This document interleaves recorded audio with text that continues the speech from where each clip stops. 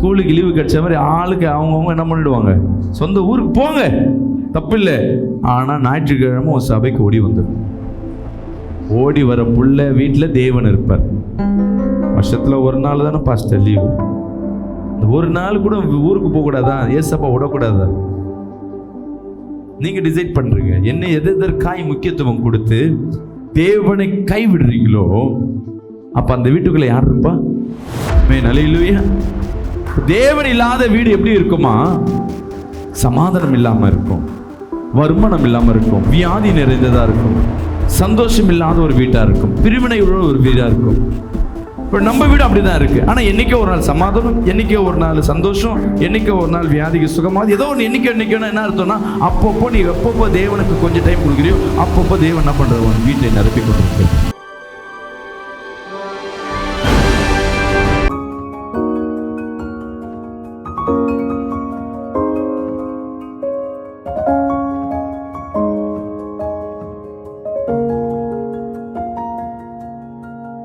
இந்த நாள் கர்த்தருடைய வார்த்தைக்கு நேராக கடந்து போவோம். வேதத்தை கைகள் எடுத்துக்கொள்ளுங்க, எடுத்து வாசிப்போம். 2 சாமுவேல் 7ஆம் அதிகாரம் 29ஆம் வசனத்தை. இப்போதும் உமது அடியானின் வீடு என்றைக்கும் உமக்கு முன்பாக இருக்கும்படி அதை ஆசீர்வதித்தருளும். கர்த்தரான ஆண்டவராகிய தேவரீர் அதை சொன்னீர். உம்முடைய ஆசீர்வாதத்தினாலே உமது அடியானின் வீடு என்றைக்கும் ஆசீர்வதிக்கப்பட்டிருப்பதாக என்றான். அல்லேலூயா. சத்தமா சொல்லுவோமே, நல்ல சத்தமா சொல்லுவோமே, இன்னும் போதாது. அல்லேலூயா. கர்த்தருடைய வார்த்தை இந்த நாள், தேவன் நம் வீடுகளை கர்த்தர் ஆசீர்வதிக்கிறவரா இருக்கிறார்.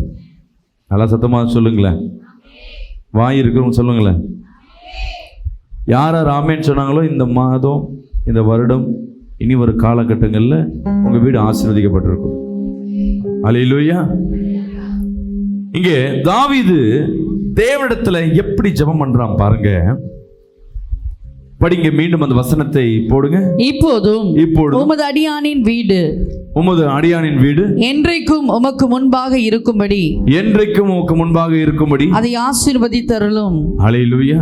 இப்பொழுதும் உமது அடியான் வீடு என்றைக்கும் உமக்கு முன்பாக இருக்கும்படி ஆசீர்வதித்தருளும். நம்ம ஜெபம் என்னைக்காவது இப்படிதானே பண்ணுவோம்? எங்க வீடு ஆண்டவரே நீ ஆசீர்வதிக்கும், எங்க வீட்டு ஆசீர்வாதம் பண்ணணும்னு சொல்லி நம்ம ஜெபிப்போமா? இங்க தாவீது பண்ண ஜெபம் வித்தியாசமான ஜெபம். இப்பொழுதும் உமது அடியான் வீடு என்றைக்கும் உமக்கு முன்பாக இருக்கும்படியாக. அவன் கேட்கிற விண்ணப்பத்தை பாருங்க. எப்போதும் உனக்கு முன்பாக என் வீடு எப்படி இருக்கணுமா? ஆசீர்வாதமா இருக்கணுமா? எவ்வளவு பெரிய விசேஷம் பாருங்க. நம்ம ஜெபிக்கிற ஜெபங்கள் தான் தேவன் அதற்கு பதில் கிடைப்பார். நம்ம சரியா ஜெபிக்கலன்னா அதுக்கு பதில் சரியா கிடைக்காது. ஆண்டவரே என் வீட்டை ஆசீர்வாதிங்க, ஆசீர்வதிங்க, ஆசீர்வதிங்க. என்ன ஆசீர்வதிக்கணும்? எப்படிப்பட்ட ஆசீர்வாதம் வேணும்? என் குடும்பத்திற்கு என்ன ஆசீர்வாதம்ன்றதை கேட்காம என்ன ஆசீர்வதிங்க, ஆசீர்வதிங்க. நான் அடிக்கடி கேட்பேன், எனக்கு நல்ல வேலை கிடைக்கணும் பாஸ்டர் அப்படின்னு ஜெபிப்போம். பணம் இல்லாதவனுக்கு எந்த வேலை கொடுத்தாலும் என்ன அது? ஆசீர்வாதம் தான். இந்த குப்பை பெருக்கிறாங்க பாருங்க, அவன் ஆசீர்வாதமா என்ன பண்றாங்க? அந்த வண்டியை ஓட்டிட்டு பண்றாங்க, அவனுக்கு அது ஆசீர்வாதம். சரிங்களா? இந்த பழைய பொருளை எடுத்துட்டு போயிட்டு வைப்பான், அது அவனுக்கு ஆசீர்வாதம். போஸ்டர் ஒட்டுவாங்க, அது அவனுக்கு ஆசீர்வாதம். பெயிண்ட் அடிப்பாங்க, அது அவனுக்கு ஆசீர்வாதம். பட் எது உனக்கு ஆசீர்வாதம் என்பது நீ தான் தேவனத்துல கேட்கணும். இப்போ தேவனை பொறுத்தவரையும் ஆசீர்வாதம் என்பது உனக்கு என்ன வேணும், தேவனுக்கு எதை கொடுக்கணும், உனக்கு என்ன தேவை என்று தேவன் அறிந்தவரா இருக்கிறார். ஆனா அடிக்கடி தேவன் உன் விசுவாசத்தை சோதிக்கும்படியாக உன் விருப்பம் என்ன, உன் விருப்பத்தை என் தேவனாகிய கர்த்தர் கேட்கிறவரா இருக்கிறார். அல்லேலூயா, அல்லேலூயா. இப்ப தேவனிடத்துல நம்ம கேட்டுக்கொள்ளணும், பெற்றுக்கொள்ளணும்னா தெளிவாய் உன் விண்ணப்பத்தை அவரிடத்துல வைக்கணும். அல்லேலூயா. பேச தெரிஞ்ச வாய் என்ன பண்ண முடியும்? எங்க இருந்தாலும் பழச்சிக்கும். பேச தெரியாத வாய் தேவனிடத்தில் இருந்தாலும் ஒன்றும் செய்ய முடியாது. இப்போ தேவனிடத்தில் கேட்கணும், தேவனிடத்தில் கேட்கணும். ஆண்டவரே என் குடும்பத்தை நீங்க பாதுகாக்க முடியாது, நான் ஆசீர்வதிங்க. எப்படிப்பட்ட விண்ணப்பத்தை தேவன் தாவீது கேட்கிறான் பாருங்க. மீண்டும் அந்த வசனத்தை போடுங்க. இப்பொழுது உமது அடியேன் வீடு என்றைக்கும் உனக்கு முன்பாக இருக்கும்படி. எப்பொழுது ஏசப்பா என் வீடு உனக்கு முன்பாக இருக்கணும். இப்போ தேவனுக்கு முன்பாக ஒரு வீடு இருக்கப்படுகிறதுனா, நான் சொல்றது கல்லால் செய்யப்பட்ட மாளிகையோ வீடோ அல்ல. வீடு என்பது 2 விதமான குறிக்கும். தேவன் தங்கும் உன் சரீரத்தின் எண்ணங்கள், இருதயங்கள், நினைவுகள், இது வீடாய் மாறுகிறது. ஆமென் சொல்லுமே. 2வது நீ வாழுகிற குடும்பத்தை குறிக்கும். உன் பிள்ளை, கணவன், மனைவி ஒரு வீட்டுக்குள்ள வாழ்றீங்க பார்த்தீங்களா, அது வீட்டாய் குறிக்கும். இங்க வீடு ஓலை வீடு, சிமெண்ட் வீடு தான் இல்லை, நீ வாழுகிற இடத்தை இது வீடு என்று குறிக்கப்படுகிறது.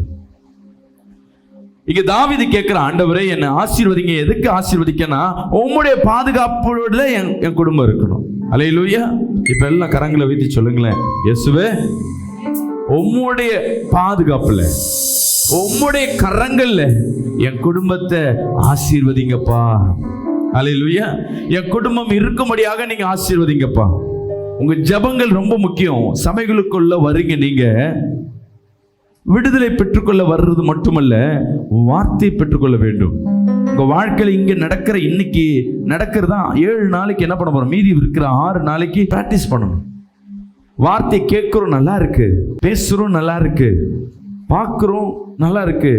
அதை பிரயோஜனப்படுத்தும் பொழுதுதான் இது 3ம் கிரியை செய்ய ஆரம்பிக்கும். கரங்களை தட்டி ஒரு ஆமென் சொல்லுங்க. அப்போ தாவீது சொல்றேன், என் வீட்டை ஆசீர்வதிங்க. ஆனா யோபு இடத்துல கர்த்தர் பேசுகிறார். எடுத்து படிங்க.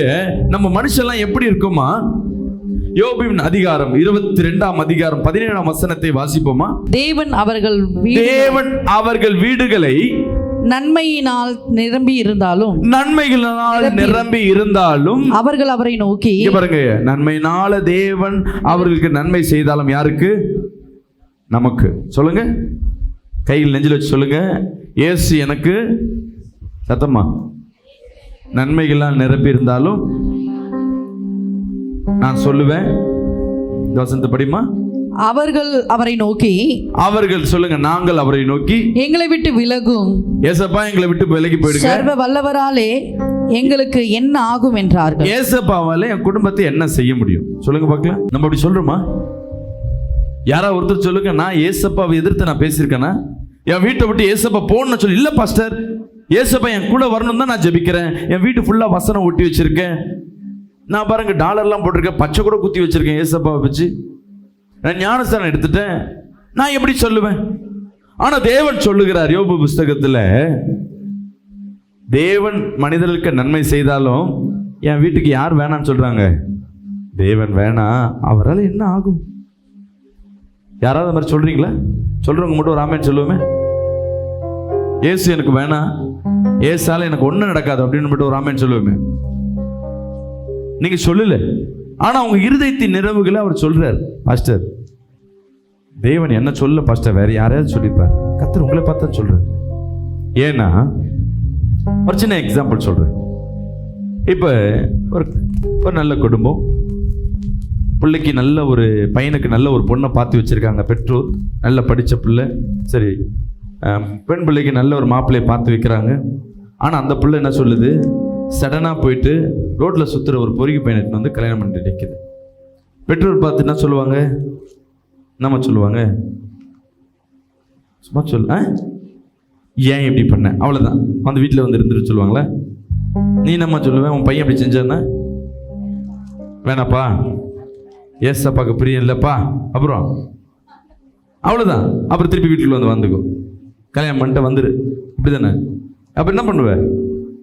கல்யாணம் பண்ணிட்டு வந்து வாசலில் நிற்கிறான், நீ என்ன பண்ணுவேன்? 90% என்ன செய்வோன்னா, என் குடும்பத்துக்கு என் பேச்சை கேட்கல, இல்லை என்னை வீட்டை விட்டு என்ன பண்ணிடு, வெளியே போ. இரண்டாவது, பிள்ளைங்க அனத்தம் பண்ணினே இருக்கும், வாழு பண்ணினே இருக்கும், எப்போ பார்த்தாலும் பஞ்சாயத்து எடுத்துகிட்டே வந்திருக்கும்.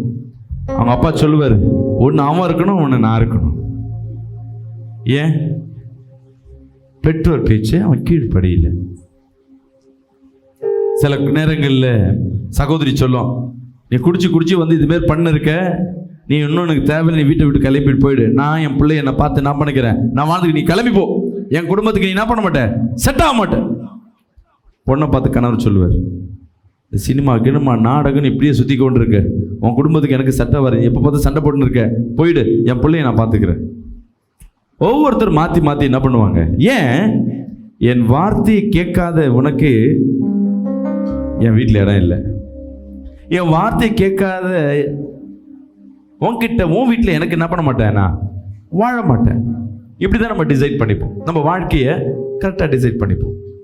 ஏன் அதே போலதான் எப்படி நமக்கு பிடிக்காத இடத்துல நம்ம போக மாட்டோமோ, பிடிக்காதவர் நம்ம இடத்துல பிள்ளைகள் இருந்தாலும் சேர்த்துக்க மாட்டோமோ, அதே போலதான் தேவன் நம்ம என்ன பண்றோம்னா இந்த வீட்டுக்குள்ள சீரியலுக்கு இடம் கொடுக்குறோம். ஏசப்பா 6லேருந்து 10 மணி வரையும், இப்போ 10 மணி கூட போக மாட்டேதுங்க, நாடகம் நைட்டு 12 மணி வரையும் வச்சு தாக்குறாங்க. 10 மணி வரை ஜபம் கிடையாது, ஒன்றும் கிடையாது. 10 மணி என்ன பண்ண கிடையாது, நீங்கள் எங்கள் வீட்டுக்கு வரக்கூடாது, சரிங்களா? நீங்கள் வெளியே இருக்க ஒன்றா என்ன ஆக போகுது, இந்த மாதிரி நாடகத்தை எதாவது காட்ட போறீங்களா? இல்லை. இப்போ பாருங்க, இந்த மே மாதம் வந்தாவே ஏசப்பாவுக்கு லீவு, ஸ்கூலுக்கு லீவு கிடைச்ச மாதிரி ஆளுக்கு அவங்கவுங்க என்ன பண்ணிடுவாங்க, சொந்த ஊருக்கு போங்க, தப்பு இல்லை. ஆனால் ஞாயிற்றுக்கிழமை ஒரு சபைக்கு ஓடி வந்துடும். ஓடி வர புள்ள வீட்டில் தேவன் இருப்பார். வருஷத்தில் ஒரு நாள் தானே பாஸ்டர் லீவு, இந்த ஒரு நாள் கூட ஊருக்கு போகக்கூடாதா, ஏசப்பா விடக்கூடாதா? நீங்க டிசைட் பண்றீங்க. என்ன எதற்காய் முக்கியத்துவம் கொடுத்து தேவனை கைவிடுறீங்களோ, அப்ப அந்த வீட்டுக்குள்ள யார் இருப்பா? ஆமென், அல்லேலூயா. தேவன் இல்லாத வீடு எப்படி இருக்குமா? சமாதானம் இல்லாம இருக்கும், வருமானம் இல்லாம இருக்கும், வியாதி நிறைந்ததா இருக்கும், சந்தோஷம் இல்லாத ஒரு வீட்டா இருக்கும், பிரிவினை உள்ள ஒரு வீடா இருக்கும். இப்போ நம்ம வீடு அப்படிதான் இருக்கு. ஆனால் என்னைக்கோ ஒரு நாள் சமாதானம், என்னைக்கோ ஒரு நாள் சந்தோஷம், என்னைக்கோ ஒரு நாள் வியாதிக்கு சுகமாக, ஏதோ ஒன்று என்னைக்கோன்னா என்ன அர்த்தம்னா, அப்பப்போ நீ எப்பப்போ தேவனுக்கு கொஞ்சம் டைம் கொடுக்குறியோ அப்பப்போ தேவன் என்ன பண்றவன் வீட்டை நிரப்பி கொண்டிருக்கிறார். இன்னைக்கு தாவீது கேட்கிறான், ஆண்டவரே உம்முடைய கரங்கள் எப்பொழுதும் இருக்கிறபடியாக நீங்களே எனக்கு ஆசீர்வதிங்க. ஆமென். அன்பு பிரியமான ஜனமே, தேவன் எந்தெந்த வீட்டுக்குள்ள இருக்கிறாரோ அந்தந்த வீடு ஆசீர்வதிக்கப்பட்ட வீடு. விசுவாசிக்கலாமே சொல்லுமே. அல்லேலூயா. அடையாளம் இருக்கும். நான் சபைக்கு போறேன்னு சொல்லி ஒயிட் அண்ட் ஒயிட் மாத்துறதுனால, பொட்டி எடுக்கிறதுனால, மெட்டி எடுக்கிறதுனால உன் வாழ்க்கை அடையாளங்கள் கிடையாது. நான் செயின் போடுறதில்ல பாஸ்டர், நான் எப்போ நான் இயேசு ஏற்றுக்கிட்ட மூக்குத்தி நான் ஒப்பனை கொடுத்துட்டேன் பாஸ்டர், மெட்டி எடுத்துட்டேன் பாஸ்டர். தேவன் இதெல்லாம் விரும்புகிறவர் அல்ல.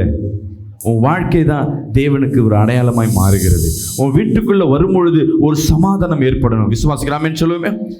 தோற்று போன உன் குடும்பம், விழுந்து போன உன் குடும்பம், சாய்ந்து போன உன் குடும்பம், பிரிந்து போன உன் குடும்பம் சேர்ந்து வாழ்வது இந்த தேசம் எங்கே பார்க்கிறதோ அந்தந்த வீட்டை தேவன் ஆசீர்வதிக்கிறார் என்று அவருக்கு தெரியும். அல்லேலூயா.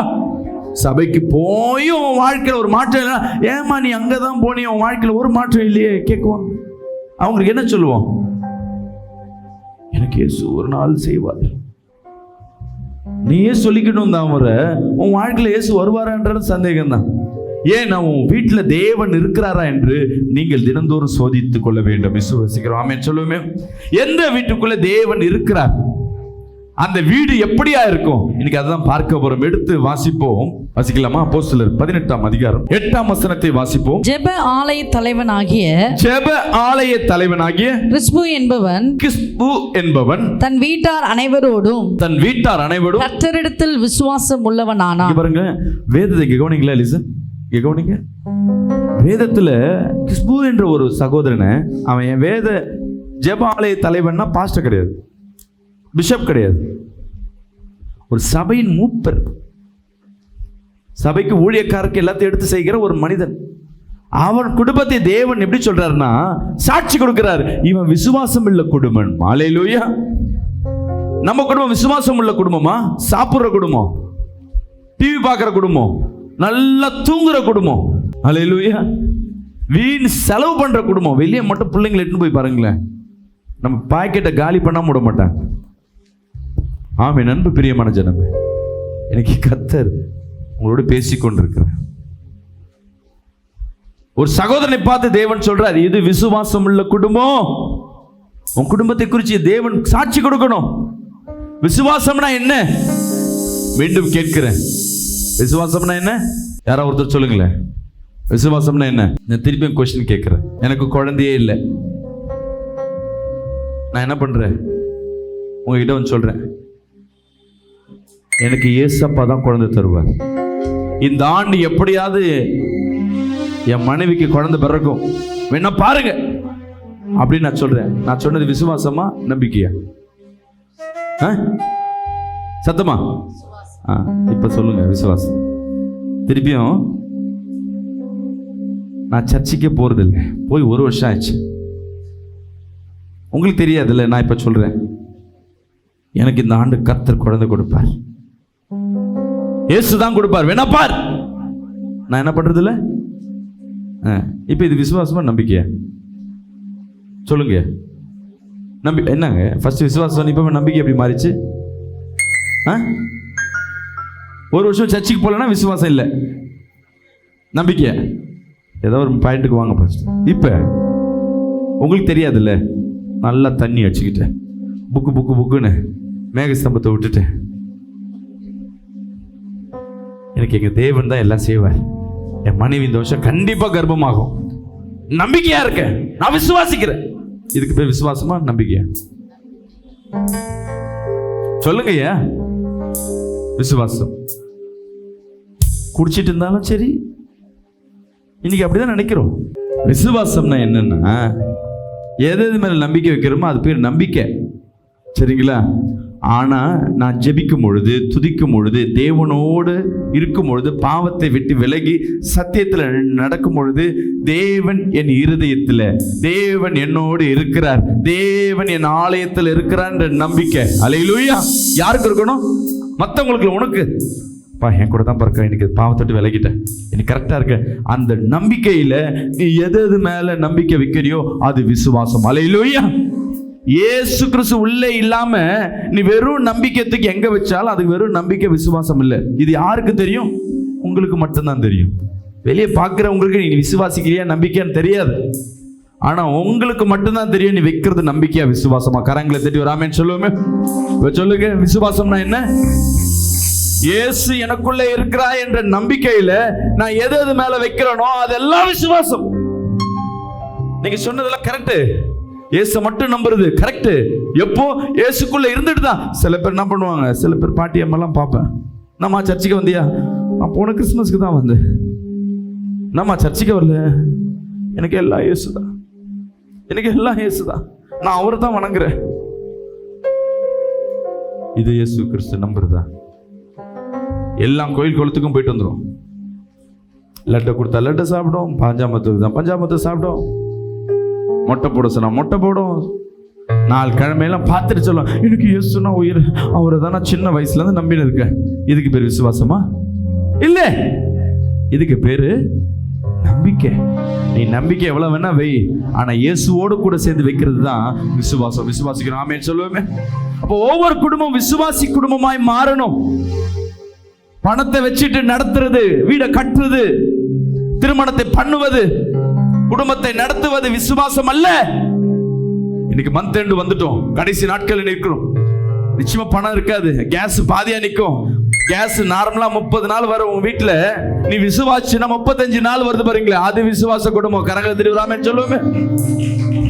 எத்தனை திருமணம் ஒவ்வொரு கிறிஸ்துவ வீட்டுல திருமணம் நடத்தும் பொழுது 99% பணம் இல்லாம தான் திருமணத்தை ஆரம்பிப்பாங்க. இவங்க கொடுப்பாங்க, அவங்க கொடுப்பாங்க, நம்பிக்கையில கடைசியில ஒருத்தரும் கொடுக்க மாட்டாங்க. கடைசி நாட்கள் வரையும் போராட்டத்தோடு இருப்பாங்க. ஆனா அந்த திருமணம் கர்த்தருடைய சமூகத்துல ஜாமுன் நடக்கும். விசுவாசிக்கிறாமேன்னு சொல்லுமே. அது காணா ஒரு கல்யாணத்துக்கு காட்டிலும் விசேஷமா நடக்கும். எங்க இந்த யார் ஹெல்ப் பண்ணானே தெரியாது. ஏன்னா அது விசுவாச குடும்பம். இந்த திருமணம், வீடு கட்டுறதுலாம் வருஷத்துல ஒரு முறை ஒரு குடும்பத்துல எப்பயாவது ஒரு வாட்டி நடக்கிறது. ஆனா விசுவாசி குடும்பம்ன்றது வாரம் டெய்லியும் ஒரு அதிசயத்தை நடத்தணும். விசுவாசிக்கலாமே சொல்லுவேன். ஏன்னா அவங்க கர்த்தரை மட்டுமே சார்ந்திருப்பாங்க, தேவனோட பாதுகாப்பிலே மட்டுமே இருப்பாங்க. அவங்க நினைக்கிறது செய்கிறது எல்லாமே வாய்க்க ஆரம்பிக்கும். அல்லேலூயா. எப்படிங்க இவங்க பிள்ளைங்க படிக்கிறாங்க, ஃபீஸ் கட்ட கூட வழி இருக்காது, ஆனா அந்த பிள்ளை ஸ்கூல்ல நல்ல ஃபர்ஸ்ட் மார்க் எடுக்கும். அல்லேலூயா. ஆமென். அன்பு பிரியமான ஜனமே, அந்த புள்ள ஒழுங்கா கூட படிச்சிருக்காது. உன் ஜெபம், உன் விசுவாசம் அந்த பிள்ளையின் வாழ்க்கை எதிர்காலத்தை ஆசீர்வாதமாய் மாற்றும். கரங்களை எதிர்த்து ஆமென் சொல்லுவேன். இது விசுவாச குடும்பம். சாராளை பார்த்து ஆபிரகாம் சொல்றார், என்னம்மா இந்த மாதிரி பண்ற? தேவன் என் கர்ப்பத்தை அடைத்தார். வசனம் சொல்லியிருக்கு.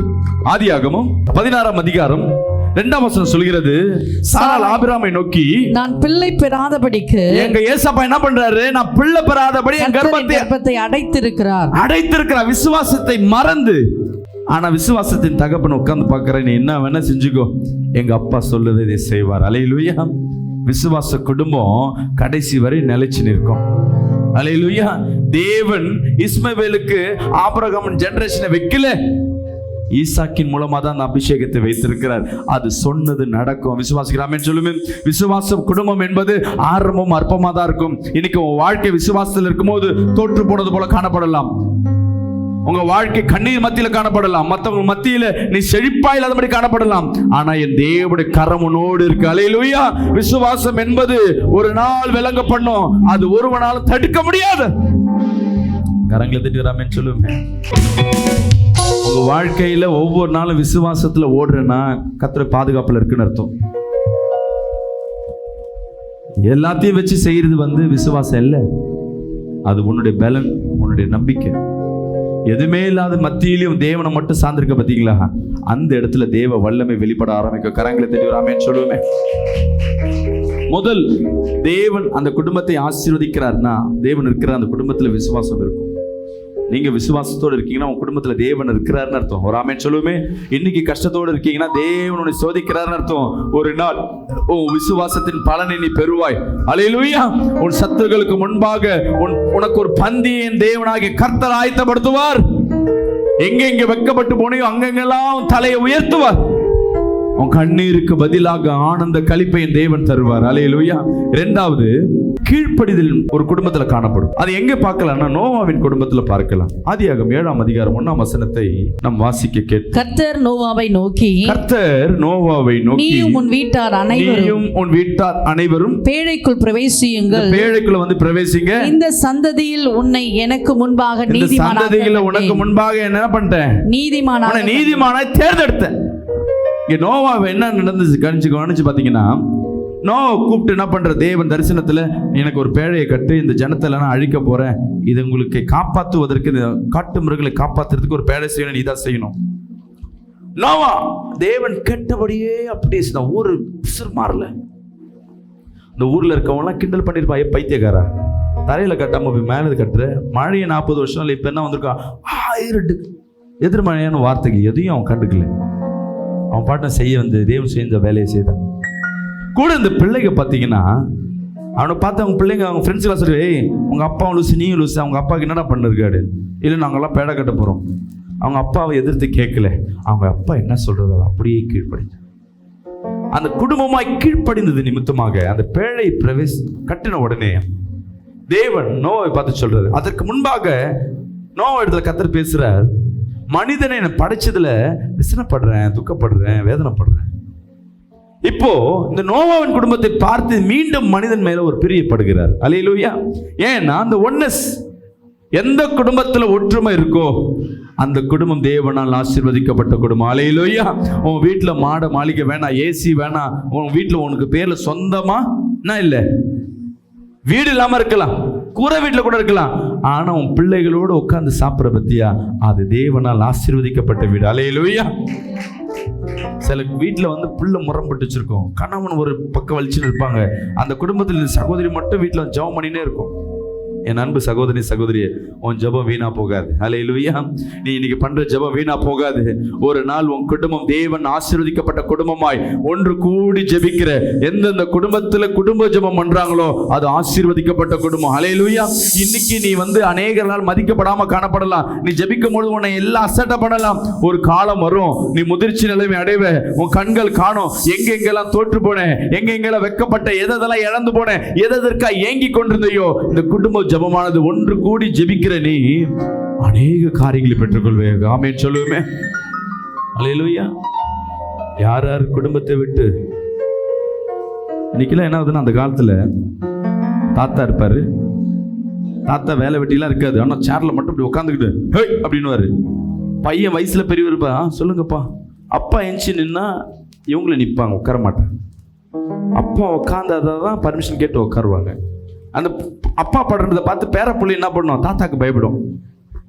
அவன் தாத்தா வந்துதான் கல்யாணத்துல முன்னாடி நிற்கணும், எது இருந்தாலும் அவரை கேட்டுதான் செய்யணும். இப்படியே குடும்பத்தை பார்த்து பார்த்து வந்த பிள்ளைங்க வாழ்ந்த வாழ்க்கை வர. இப்ப அப்படி கிடையாது. அப்பா என்ன பண்றாரு, அம்மா கொடுத்த இடம், ஓரம் உட்காரு, படிக்கட்டும் வாசல், அப்புறம் ஹால் வாசல் இல்லை குப்பை இருக்கிற இடம், இது இடத்துல தான் பணம் இல்லாதவங்க வயசான தாத்தா பாட்டிங்க உட்கார இடம். அப்பா சொல்லுவார், அது பெருசு, அது லூஸ், அப்படி தான் பேசும். யார்கிட்ட பேசுவார்? புள்ள பேரன் காதில், புள்ள காதில் விடுற மாதிரி அம்மாவை பார்த்து சொல்லுவார். புள்ள பார்த்துன்னு இருக்க, லூசு தாத்தா, அப்படி கிண்டல் பண்ணிட்டு போவோம். பெருசானவனு நீ எதை விதைக்கிறாயோ அதை அறுப்ப. இன்னைக்கு உன் பிள்ளைகள் உனக்கு பேச்சு கேட்கலன்னா என்ன அர்த்தம்னா, நீங்க உங்க பெற்றோர் பேச்சை கேட்டிருக்க மாட்டீங்க. கர்த்தர்லாம் எப்படின்னா பனிஷ்மெண்ட்டும் சரி நன்மையும் சரி ரெட்டிப்பா தான் கொடுப்பார். புள்ள 8 அடி பாஞ்சா, நீ 8 அடி பாஞ்சா புள்ள எத்தனை அடி படிப்போ? 16 அடி. ஜாக்கிரதையா இருங்க. இன்னைக்கு எந்தெந்த குடும்பத்துல நீ ஐக்கியம் கொள்றிய, நீ இன்னைக்கு தனியா, எங்க அப்பாவுக்கு ஒன்றும் தெரிய மாட்டேது, எனக்கு என்ன பண்ண மாட்டாங்க, என்னை புரிஞ்சிக்கவே மாட்டாங்க, என் விருப்பத்தையே செய்ய மாட்டாங்க, அவங்க இஷ்டத்துக்கு என்ன திணிக்கிறாங்க. இந்த உலகத்துல இந்த சினிமா இந்த இருக்கிற ஹீரோ எல்லாம் சொல்லுவாங்க, பிள்ளைங்களை திணிக்காதீங்க, அவங்க இஷ்டத்துக்கு கொடுங்க. இன்னைக்கு அவங்க இஷ்டத்துக்கு வந்தா லவ் பண்ணிட்டு ஓடும், கெஞ்சா அடிக்கும், லிவிங் டுகெதர். வேற என்னமா இருக்கு? ஒரு பொண்ணு சொல்லுது, என் லைஃப்ல நான் வந்து பெஸ்டியை தான் நம்புவேன். பெஸ்டினா என்ன? லவ்வருக்கு கீழே ஃப்ரெண்டுக்கு மேலே. அந்த என்ன கேப்னா ஃப்ரெண்டோடய இருந்துக்கும் லவரோடய இருந்துக்கும். இது தவறான உறவு. இதை நம்ம சிரிச்சுக்கிட்டே கேட்டுருவோம், பெஸ்டியா. ஒவ்வொரு ஆண்களும் அதை எதிர்பார்க்குறாங்க. வாலிப பிள்ளைங்களும் நான் பெஸ்டியாக இருந்தால் நல்லா இருக்குமே. இல்லை, ஆமோஸ் பார்க்குறான், எனக்கு ஒரு வாய்ப்பும் கிடைக்க மாட்டேங்குது, எனக்கு ஒரு வாய்ப்பு கிடைக்க மாட்டேங்குது, எனக்கு யாரும் பெஸ்டியும் வர மாட்டாங்க, ஒரு ஆளும் கிடைக்க மாட்டாங்க. ஆமே நண்பு, பிரியமான ஜனமே, பிள்ளைங்களை ஃப்ரீயாக விடக்கூடாது. வசனம் சொல்லுது, வேதத்துக்கு புறம்பா இந்த உலகம் எல்லாம் வேதத்துக்கு எதிர்மறையாக நடந்து கொண்டிருக்கு. பிள்ளைய நீ அடிச்சுன்னா சிறைக்கு போகணும். இன்னைக்கு ஒருத்தருக்கு இன்னைக்கு கோர்ட்ல இன்னைக்கு ஃபைல் ஆயிருக்கு தெரியுங்களா? தீர்ப்பு வரப்போகுது. என்னன்னா, பிள்ளைகளை ஸ்கூல்ல கண்டிக்க கூடாது, எந்த விதத்திலும் கண்டிக்க கூடாது. நாங்கெல்லாம் அடி வாங்குறதுனால இன்னைக்கு ஒரு ஒழுக்கமா இருந்துட்டு இன்னைக்கு ஏதோ ஒரு ஊழியம் பண்றோம். இந்த இடம் எல்லாம் பழுத்து போய் நிற்கும். கை இப்படிதான். ரிசல்ட் வந்தாவே இங்க ஸ்கூல்லையும் அடிவாங்க, வீட்லயும் அடிவாங்க. சில டீச்சர் லேடிஸ் தான் பார்ப்போம், அதுதான் மோசமா அடிக்கும், காதெல்லாம் திருவோம். அது பாருங்க, முடிய வேற பூச்சி இழுப்பாங்களா? அதானுமா, இந்த முடியை எப்படி பூச்சி இழுப்பாங்க அப்படியே. இன்னைக்கு பிள்ளைங்களை தண்டிக்க கூடாது. வசனம் சொல்லுது, எந்த பிள்ளையை நீ தண்டிக்கலையோ அந்த பிள்ளைய நரகத்துக்கு தள்ளுற. அந்த பிள்ளை வேதனைப்படுறதுக்கு நீயும் ஒரு காரணம். அந்த பிள்ளை வேதனைப்படுறதை நம்மளும் பார்ப்போம். முன்னெல்லாம் 6 பிள்ளை, ஆனால் அடிச்சு நிமித்துவோம்.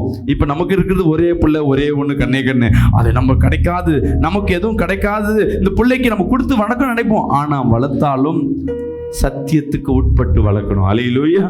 அந்த பிள்ளைங்க நீ சபைக்கு வரும்பொழுது கூட்டிட்டு வர ட்ரை பண்ணுங்க. ஐயா, அவன் வரமாட்டான் பாஸ்டர், இப்போதான் வேலைக்கு போயிட்டு வந்தான், ஸ்கூலுக்கு போயிட்டு டயர்டாக இருக்கான் பாஸ்டர், ஆனால் நான் வந்து இங்கேருந்து நான் அவனுக்கு ஜெபிக்கிறேன் பாஸ்டர்.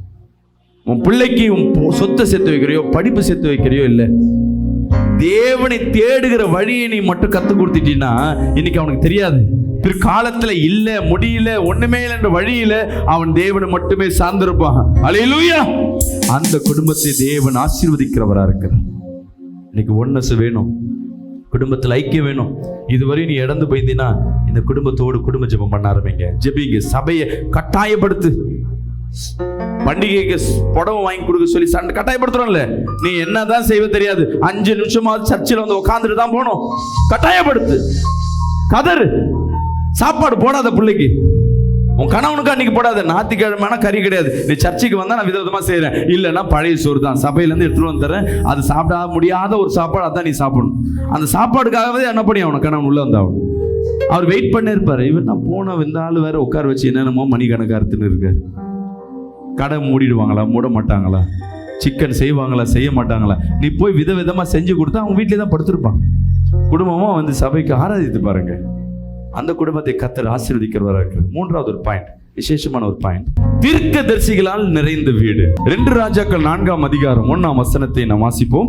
தீர்க்கதரிசிகளுடைய புத்திரரில் ஒருவனுக்கு மனைவியாய் இருந்த ஒரு ஸ்திரீ எலிசாவை பார்த்து, உமது அடியானாகிய என் புருஷன் இறந்து போனான், உமது அடியான் கர்த்தருக்கு பயந்து நடந்தான் என்பதை அறிவீர். கடன் கொடுத்தவன் இப்போது என் 2 குமாரரையும் தனக்கு அடிமைகளாக்கி கொள்ள வந்தான் என்றாள். இங்க பாருங்க, ஒரு தீர்க்கதரிசி ஒரு விதவின் வீட்டுக்கு போறாரு. இது எல்லாருக்கும் தெரியும். அவங்க வாழ்க்கையில என்ன இருந்தாங்க? சாவலான்னு சூழ்நிலை, வருமானம் இல்லை, பிள்ளைங்களை வட்டிக்கு கொடுத்தவன் என்ன பண்ண, அடிமையாக எடுத்துன்னு போயிட்டான். இப்போ வருமானத்துக்கு ஒன்றும் இல்லை, சூசைட் பண்ணிக்கலான்னு சூழ்நிலை. இந்த சூழ்நிலை ஊழியக்காரர் ஒருத்தர் உள்ள என்றார். ஆமென். அன்பு ஜனமே, தேவனால் ஆசீர்வதிக்கப்பட்ட வீடு என்பது தீர்க்கதரிசிகள் சார்ந்திருக்கிற குடும்பமா இருக்கும். யார் தீர்க்கதரிசி? தேவன் உனக்காய் கொடுக்கப்பட்ட ஊழியக்காரர். நீ போற சபையின் ஊழியக்காரர் தான் கர்த்தர் உனக்காய் கொடுக்கப்பட்ட தீர்க்கதரிசி. நம்ம என்ன பண்ணோம் தெரியுமா? நம்ம சபையில் இருக்க ஊழியக்காரர் சொல்றது கேட்க மாட்டோம். யாராவது ஒருத்தர் ஜீசஸ் கால்லையோ இல்லை ஜீசஸ் ரெடிவிஸ்லையோ ஐயோ மோகனன்னு சொல்லிட்டாருங்க, அதுதாங்க நான் கேட்பேன். உனக்காய் ஜெபிக்கிற ஒரு ஊழியக்காரர் ஒருத்தர் உண்டு இருக்கும், அவரை மதிக்கிறது. எந்த குடும்பம் ஊழியக்காரன் வார்த்தைக்கு கீழ்பட்டு நடக்கிறதோ அந்த குடும்பம் ஆசீர்வதிக்கப்பட்டிருக்கும். அல்லேலூயா. விசுவாசிக்கிறாமேன்னு சொல்லுவேமே, அல்லேலூயா சத்தமா சொல்லுவேமே. நேற்று ஒரு சகோதரி என் இடத்துல பேசிக்கொண்டிருக்கும் பொழுது அவங்ககிட்ட சொல்லியிருந்தேம்மா, நம்ம வசனத்தினால நம்ம வழி நடத்துறதுனால நம்ம விசுவாசிகள் என்ன பண்ண முடியாது, வழி நடத்த முடியாது. தேவன் தான் வழி நடத்தணும். என்ன பாஸ்டர் உண்மையாக சொல்றீங்களா? எங்கள் சர்ச்சில் ஒரு 300 பேர் இருப்பாங்க. ஆனால் ஊழியக்காரன் சொல் பச்சு கேட்டு நடந்து குடும்பத்தை நடத்துகிறவங்க ஒரு 20% தான் இருக்கும், 25 குடும்பம் தான் இருக்கும். மீதி பேரெல்லாம் அவங்க இஷ்டத்துக்கு போவாங்க, அவங்க இஷ்டத்துக்கு வருவாங்க. நம்ம யாரையாவது கண்டிஷன் பண்ணோம், இது செய்யக்கூடாது, இந்த பையனை லவ் பண்ணக்கூடாதுன்னு அந்த குடும்பம் வராது. அம்மா நீ சபைக்கு சரியாக வரலன்னா, உன் குடும்பத்தில் ஒரு தேவனுடைய வார்த்தையை நீ கேட்கலன்னா, தப்புமா ஒழுங்காக வரலன்னு சொல்லி கேட்டால் அன்னிலேருந்து சர்ச்சைக்கும் வராது. கடன் வாங்காத சொன்னால் சர்ச்சைக்கு வராது, கடன் கொடுக்காத சொன்னால் சர்ச்சைக்கு வராது. தீர்க்க தரிசனம் கூட எப்படி இருக்கணும்னா அவங்களுக்கு இருதயத்துக்கு ஏற்றவாறு இனிமையாக இருக்கணும். வாக்குத்தத்தங்களாக சொல்லி சொல்லி சொல்லி சொல்லி இருக்கணும். அதை கேட்டு கேட்டு கேட்டு ஜாலியாக இருந்தது. கண்டிஷன் எங்கே இருக்கோ அங்கே தேவன் இருக்கிறார் அர்த்தம். விசுவாசிக்கிறாமேன்னு சொல்லுவேமே. அல்லேலூயா. இன்னைக்கு நிறைய பேர் என்ன பண்ணுறாங்க, அப்படியே பின்னாடியே வந்துட்டு ஆலோசனைலாம் வேணாம். சில பேர் என்ன பண்ணுவாங்க தெரியுங்களா? என்கிட்ட ஒரு சகோதரர் வந்தார், செய்த ராயபுரத்தில் சர்ச் இருக்கும்பொழுது 4 வருஷத்துக்கு முன்பாக. சர்ச்சுக்கு அப்போ தான் புதுசாக வர்றாங்க. பாஸ்டர் நான் ஒரு பொண்ணை லவ் பண்ணுறேன், நீங்கள் ஜெபம் பண்ணி சொல்லுங்கன்னு. நான் எப்போதுமே ஜெபம் பண்ணி நாளைக்கு சொல்கிறேன், ஜெபம் பண்ணிட்டு சொல்கிறேன். ஐயா நீ லவ் பண்ணுறேன்னு சொல்லி அந்த பொண்ணுக்கு ஏற்கனவே கல்யாணம் ஆயிடுச்சு. எப்படி பாஸ்டர் கரெக்டாக சொல்கிறீங்க? நான் ஆச்சரியப்படுறேன், அவர் சிரிக்கிறாரு. நான் செக் பண்ண கரெக்டாக சொல்லிட்டீங்க. எனக்கா கடுப்பேறுது. ஏன் கல்யாணம் பண்ண பொண்ணு நீ? எனக்கு கல்யாணம் ஆகி என் ஒய்ஃப் இறந்து போச்சியா? சரி ஓகே, டீல் கரெக்டாக தான் இருக்குன்னு. எப்போ இறந்தாங்க? இப்போ தான் ஒரு 6 மாதம் ஆகுது. 6 மாதத்துக்குள்ள இன்னொரு பொண்ணா? அந்த பொண்ணுக்கு தான் கல்யாணம் ஆயிடுச்சுன்ற. அவன் குடிகாரன், சரியில்லை, அந்த மோசமான பொண்ணு, அந்த பொண்ணை போட்டு டார்ச்சர் பண்ணுறான். நான் சொன்னேன், இன்னும் ஒரு புருஷன் கூட இருக்கும்போது அந்த பொண்ணை கல்யாணம் பண்ண நினைக்கிறேன், உனக்கு அறிவு இல்லை? இது இயேசுவின் இடத்துல வர தரிசனத்தை கேட்பியா? மரியாதை இது மாதிரிலாம் பேசாத பண்ண. பாஸ்டர் அந்த பொண்ணு நல்ல பொண்ணு பாஸ்டர். நான் சொன்னேன், கணவன் இருக்கும் பொழுதே உன்னை ரூட் விடுதுன்னா அவன் குடிகாரனா இருக்கட்டும், வேதத்தின்படி தப்பு. கிறிஸ்துவ முறைப்படி 2வது திருமணம் தவறு. நீ போயிடுப்பா அப்படின்னு. இதை பற்றி கேட்காதுங்க. உடனே அவங்க அப்பா அம்மா, அவங்க பாட்டியும் அவங்க அம்மா கிட்டையும், இந்த பாஸ்டர் சரியில்லை, இந்த சபைக்கெல்லாம் நீங்கள் போகாதீங்க. அவங்களுக்கு ஒரு விடுதலை கிடச்சுன்னா அவங்க தொடர்ந்து வந்துன்னு தான் இருக்காங்க. ஒரு 3 மாதம் வந்தது, திருப்பி சபைக்கு வந்தார். ஒரு வாரம் அமைதியாக வந்து உட்காந்தாரு. என்னடா அது அமைதியாக வந்து உட்காராரு. 2வது வாரம், பாஸ்டர் நான் எதாவது ஊழியம் செய்யலாமான்னு. நீ முதல் 2 வாரம் வாப்பா, நான் ஏதாவது ஊழியம் தரேன் சொல்லிட்டே இருந்து. பாஸ்டர் நீங்கள் சொன்னது கரெக்டு பாஸ்டர், அந்த பொம்பளை ரொம்ப என்னை ஏமாத்திட்டு வேற ஒருத்தனோடு அது பழகின்னு இருக்கு, நான் கண்டுபிடிச்சேன் பாஸ்டர். ஃபோனில் யார்கிட்டே பேசுது, புருஷனை விட்டுட்டு உன்கிட்ட பேசுது, உணர்த்துட்டு பேசாது. என்னப்பா நிச்சயம், சும்மா இதெல்லாம் என்கிட்ட பேசுன்னு இருக்காது. இப்போ எதுக்கு என்ன வேணும்? ஒரு பொண்ணு டீச்சரை நாங்கள் மேட்ரிமோனியில் பார்த்தோம், அதுவாது திருமணம் பண்ணிக்கலாமா? நம்ம சாய்ஸ் கேட்டு நான் வேணாம் வேணான்னு சொன்ன மாதிரியும் இதுவாது பண்ணிக்கலாமா? நான் ஜெபம் பண்ணி சொல்கிறேன்ப்பா. ஜெபம் பண்ணிட்டு கேட்குறேன், நான் சொன்னால் கேட்பியான்னு கேட்பேன். அந்த பொண்ணு கல்யாணம் பண்ணினா உன் வீட்டில் ஒரு சாவு விழும். ஒரு 6 மாதம் வெயிட் பண்ண சொல்கிறாரு. 6 மாதம் கழிச்சு நான் ஜெபம் பண்ணி சொல்கிறேன், 6 மாதம் வெயிட் பண்ண சொன்னார். சொன்ன அடுத்த வாரத்தில் சபைக்கே வரல. 2 வாரம் ஆச்சு, 3 வாரம் ஆச்சு. 4வது வாரம் சர்ச்சை முடிஞ்சு லாஸ்ட்டில் நின்றுக்கிறாங்க. ஃபஸ்ட்டு அவங்களை மீட் பண்ணோம். என்னன்னு பார்த்தா நோட்டீஸ் வைக்கிறாங்க, நிச்சயதார்த்தம் பாஸ்டர். யாருமான அதே பொண்ணு. நான் என்ன சொல்றேன், சர்ச்சை முடியும் அப்படி கம்முன்னு இருந்தேன். நீங்க கோச்சிப்பீங்க. நான் கேட்டேன், எதுக்குமா கர்த்தர் சித்தன்னு கேட்குறீங்க? கர்த்தர் சொன்னதுக்கு அப்புறம் இஷ்டத்துக்கு சரியா, தப்பு இல்லையாம்மா? இல்லை பாஸ்டர், நல்ல பொண்ணு பாஸ்டர், அதுதான் என் குடும்பத்துக்கு கேட்டது. கல்யாணமும் நடந்து, கல்யாணத்துக்கும் போயிட்டு வந்தோம். அடுத்த மாசமா டைவர்ஸ். சர்ச்சில் வந்து, பாஸ்டர் அந்த பொண்ணு சரியில்லை பாஸ்டர், டைவர்ஸ் கொடுக்கணும். திருப்பி இது மாதிரி டைவர்ஸை கல்யாணம் பண்ண சபை பக்கமே வராதுப்பா, நீ வெளியே போயிடு. கர்த்தர் சித்தத்தை கேட்குறோம். கர்த்தர் சித்தம் இதுனா தவறுனா சபைக்கு வர மாட்டீங்க. எந்த குடும்பத்தில் ஊழியக்காரன் ஆலோசனையை கேட்கிறாயோ அந்த குடும்பம் ஆசீர்வதிக்கப்படும். அல்லேலூயா. விசுவாசிக்கலாமே சொல்லுமே. இங்க எலியா அந்த வீட்டுக்குள்ள போறாரு. அந்த சகோதரி சாவ கிடக்குறாங்க. அவர் சொல்றாரு, உங்ககிட்ட இருக்க எல்லாம் என்னென்ன பாத்திரம் இருக்குமோ அக்கம் பக்கத்தில் இருக்க எல்லா பாத்திரத்தையும் கொண்டு வந்து இந்த எண்ணெயினால் நிரப்புன்றாரு. நம்மளாம் என்ன பண்ணுவோம், 2 வீட்டுக்கு போவோம், 3ஆவது வீட்டு இங்கேயே நம்ம சாவு கிடக்குறோம். இந்த ஆள் வந்து வேலை வாங்குறாரு. பாஸ்டர் எந்த வீட்லயும் பாத்திரமே இல்லை பாஸ்டர் போய் சொல்லியிருப்போம். ஆனா அந்த சகோதரி எல்லார் வீட்லயும் போய் எல்லாத்தையும் வாங்கிட்டு வர்றாங்க. 2வது எண்ணெய் அந்த பாத்திரத்தில் ஊற்றும் போது நம்ம கொஸ்டின் என்ன கேட்போம், கொஞ்சோண்டு எண்ணெய் இருக்கு, எல்லாத்திலும் ஒரு சொட்டு ஊற்றணுமா, கொஞ்சம் ஊற்றணுமா, எப்படி ஊற்றணும்னு நம்ம கேள்வி கேட்டிருப்போம். இந்த சகோதரி அதெல்லாம் இல்லை, அப்படியே ஊழியக்கார் வார்த்தையை கீழ்ப்படி, தப்போ ரைட்டோ ஊழியக்கார் சொல்றாரு, அது நல்லதாக தான் இருக்கும். அல்லேலூயா. அந்த புல்லை ஊத்த அந்த பாத்திரங்கள் எல்லாம் நிரம்ப ஆரம்பிச்சது. ஒரு ஆமென் சொல்லுங்க. பாத்திரங்கள் நிரம்பின உடனே நம்ம வீட்டில் வாலிப பிள்ளைங்க ஒரு கடைக்கு அனுப்பி பாருங்க, அந்த கடையே இல்லைன்றுவாங்க. கடையில் அந்த பொருளே அரிசிகளில் போய் அரிசி, ஏன்னா இவனுக்கு போயிட்டு வந்தாச்சுக்க கடை மூடி இருக்கணும். என் பையன் அப்படிதான் சொல்லுவான், ஏதாவது பமிச்சு விட்டா கடையே இல்லைப்பா. எப்போ அந்த புல்லை பாத்திரம் இல்லைன்னுச்சோ அதோட அந்த எண்ணெய் நிற்க ஆரம்பிச்சு. அவங்க வாழ்நாள் முழுவதும் அவங்க வறுமை போகிற வரையும் அந்த எண்ணெயை விற்று அவங்க பழைத்தார்கள். அல்லேலூயா. தேவன் ஆசீர்வதித்தார். காரணம், ஒரு ஊழியக்காரன் பாதம் அந்த வீட்டுக்குள்ள பட ஆரம்பிச்சது. விசுவாசிக்கலாமேன்னு சொல்லுமே. சும்மா ஊழியக்காரன் உன் வீட்டுக்கே வராருன்னா என்ன அர்த்தம்னா, நீ காணிக்க அதிகமா கொடுத்துட்டு இருக்க, உனக்கு ஜெபம் பண்ண வரல. அல்லேலூயா. கூப்பிட்டாலும் வீம்பு பண்ணிக்கிட்டு வர்றாங்கன்னா அது உண்மையா காசுக்கு இருக்கிற ஊழியக்காரர் அல்ல. ஊழியக்காரர் எதுக்குங்க? நம்மளுக்கு தெரிஞ்ச எனக்கு 2-3 ஊழியக்காரர் தெரியும். நான் அவரை கூப்பிட்டு ஜெபிக்கிறேன், இவங்களை கூப்பிட்டு ஜெபிக்கிறேன். அவங்க எல்லாம் கூப்பிட்டு அதெல்லாம் எக்ஸ்ட்ரா மீல்ஸ். உன் குடும்பத்திற்கு உனக்காய் உண்மையாய் ஜெபிக்கிறது ஒன்று உன் தாய் தகப்பன், நீ போகிற உன் சபையின் போதகர்கள். அல்லேலூயா. அவர்கள் தான் உண்மையா உனக்காய் பாரப்பட்டு ஜெபிக்க முடியும். இன்னைக்கு நிறைய பேர் நம்ம தப்பான ஊழியக்காரரை போய் சிக்கிறாங்க. தப்பானா என்ன, நல்லா பாடுவாங்க, நல்ல ஹீலிங் பண்ணுவாங்க, நல்ல மிராக்கல் நடக்கும், நல்ல அற்புதம் நடக்கும், நல்ல மெசேஜ் கொடுப்பாங்க. அதல்ல ஒரு ஊழியக்காரர் எப்படி அறியணுமா, அவர்கள் கனிகளை வைத்து அறியணும். அவங்க கணவன் மனைவி எப்படி வாழ்றாங்க, அவங்களோட எப்படி ஐக்கியம் இருக்கு, அவங்க பிள்ளைகள் எப்படி வளர்க்குறாங்க, அவங்க பர்சனல் லைஃப் எப்படி இருக்கு, இதெல்லாம் எப்போ தெரியும்? நீ ஊழியக்காரோட இணைஞ்சாதான். 1 கொரிந்தியர் 2 கொரிந்தியர்ல சொல்லப்பட்டிருக்கு, உன் குடும்பத்தில் ஒரு பிரச்சனைனா முதல்ல ஊழியக்காரர்ட்ட போய் சொல்லணும்.